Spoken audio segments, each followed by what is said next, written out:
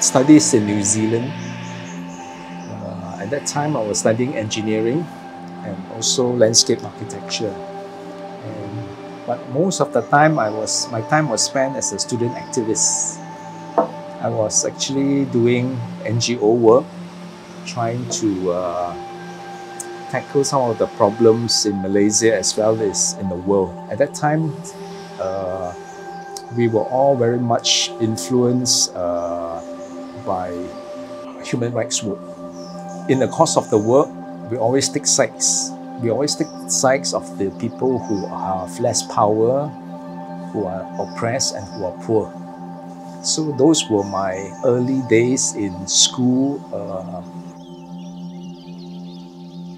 I stopped doing Sekeping because I think we have tested out enough ideas. When we first did Sekeping Surrender, which is the one in the forest, the idea was, I told you just now, I was selling it to my developers and none of them bought it. They say it's expensive. So that's why we said, okay, since we think that it's such a good idea, why don't we do it? So we do Sekeping Surrender without cutting one tree, without cutting the land. We take care of the land as a philosophy and we believe that the land will take care of us. And all those things came true. We did the Sekeping there, but that was to show that we can actually save a heritage area and build on it and use it, generate money by spending very little money. We don't do it the traditional, like Singapore, restore everything properly because that's very expensive. So when we have that model of very expensive redevelopment, a lot of owners of houses will prefer to tear down the houses.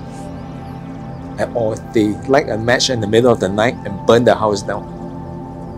Because it's heritage. You can't do anything except to restore it very expensively.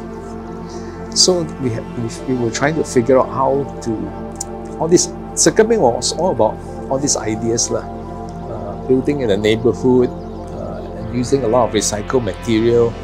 This one was all about recycling. Every single thing here, besides the bricks and the concrete, were recycled.